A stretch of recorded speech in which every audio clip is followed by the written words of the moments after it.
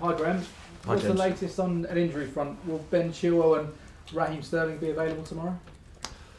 Well, it's positive. We're going to train later on this afternoon, so providing they come through that okay, there's a good chance they'll be in the squad. You spoke after West Ham and Dortmund about making steps forward. Are you happy at the rate in which you're progressing at the moment? Well, we can always do more and do better, but at the same time you always have to look at the situation for what it is and put it in the context that it's in. But in terms of how the group is working, that's positive. I thought the Dortmund performance away from home, given the context of the competition, the opponent, the environment, was another step forward. But we have a different challenge again at the weekend because we're at home against a Premier League side. So we have to make sure we're ready for that. But yeah, satisfied, but as always room to improve. And in terms of tomorrow's match, you start 10 points off the top four. Is it a game that you simply need to win to keep alive the hopes of qualifying for the Champions League via the Premier League? Well, I think it's a game that we want to win because we're playing at home. We want to win. It's as simple as that. As I've said before, there's no point thinking about 4 months away. We focus on the next match, which is Southampton. So, as we know from earlier in the season, in any game you play in the Premier League, it's always complicated, always tough. So we have to be ready for that challenge and play at home, try to take the 3 points. Marco Correa is clearly going through a really difficult time at the moment. Reports suggest that his house was broken into shortly after joining the club. Yeah, that's true, yeah. Was it disappointing to hear him being booed by the Chelsea fans in Dortmund on Wednesday? I didn't hear that, to be honest. There was 80,000 people there, so I didn't hear any of that. Only one goal in the last 4 matches. Pierre-Emerick Aubameyang appears to be the only out-and-out striker fully fit at the moment. What does he need to do to get himself back into contention? Do you see him having a role to play this season? Well, we have David Fofana as well, who's a centre forward that we've signed. Who's a young player with potential, we feel. And there's also other forwards, but of course Pierre's in our squad. He's remained an important player for us. He's worked hard. He knows the situation at the moment, but nothing's set in stone. His attitude has been really, really good, and we'll make an assessment as we go forward. And finally, from me, what's your understanding on the situation around Mason Mount's contract at the moment? Reports suggest a bit of a stalemate when it comes to negotiations. How keen are you to tie into a new deal at the club? Well, I think it's always complicated. There's always negotiation. It's best that I leave it between Mason and the club. That's the best way for that to be dealt with. As far as I'm concerned, he's been fantastic to work with. An important player for us, and of course, I hope it gets resolved quickly. Vaishali, PLP. Hi Graham. Hi. Obviously Ben started in midweek, but how important is it for you to manage his return back from injury? Yeah, that's the challenge for us at the moment.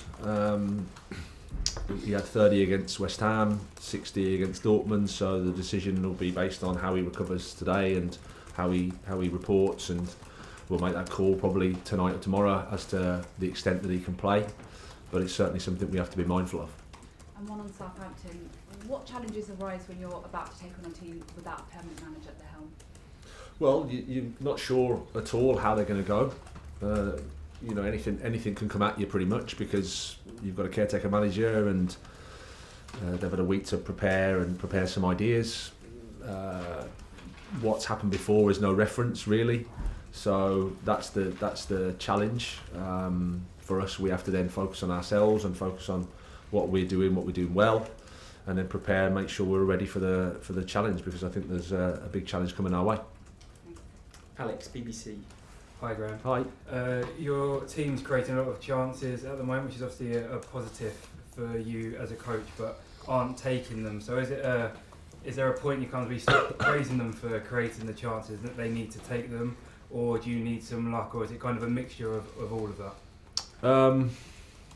No, I don't like to use luck as a reason or something to wait for, because it's something you can't control. Clearly you need that in a game, but it's not for us to think about. It's about the Dortmund game in terms of chances created was a positive for us. If we can maintain that, that's the challenge for us. And then the quality of play that we have, I think, in the final positions we can score. The criticism for us, I would say, and the fair criticism and something we've been looking to improve over a period is we haven't attacked as well as I'd like us to. And attacking well means creating chances, sustaining chances, good chances how we want it to look. And it was closer against Dortmund. Good in the first part of the game against West Ham, but the challenge is always to do it over the 90 minutes. It's not as simple as that, of course, because it's the Premier League and there's an opponent there, but that's what we need to do. And you mentioned you've got players coming back like Ben Chilwell, Raheem Sterling, and a positive performance. You said that's a step forward against Dortmund. Do you feel that with time things are getting closer to where you want to be till you get that performance over that 90 minutes? Well, yeah, we feel there's progress, but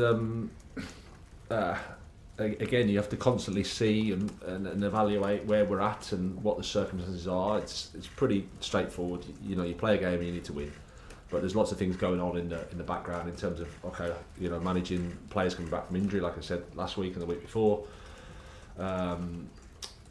Integrating new players into the team and how that works, and all the time you're playing against, you're playing a competition, you're playing an opponent, so you have to deal with that as well. But that's just where we're at, and it's exciting. Thank you. Simon Johnson, Athletic. Okay. This is a general question, not specifically referring to last Saturday.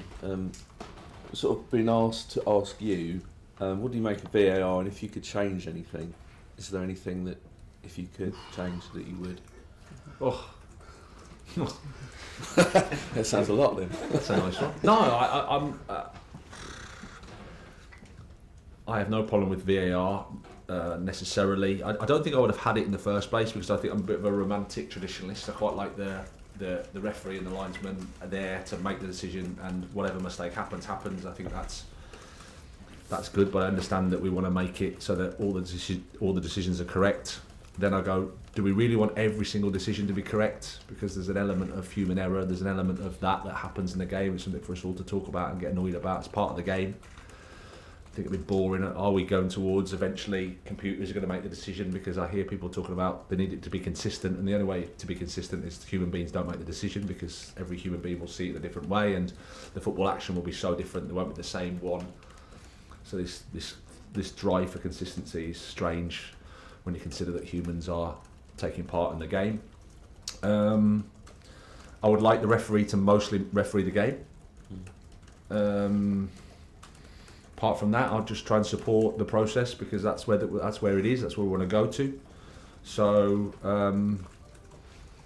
again, I don't think it's so easy to be a VAR ref. I think we're still in the early stages of being a VAR ref. I think it must be different to go on the pitch, feeling the game, to then refereeing the game in a script, in this room, for example.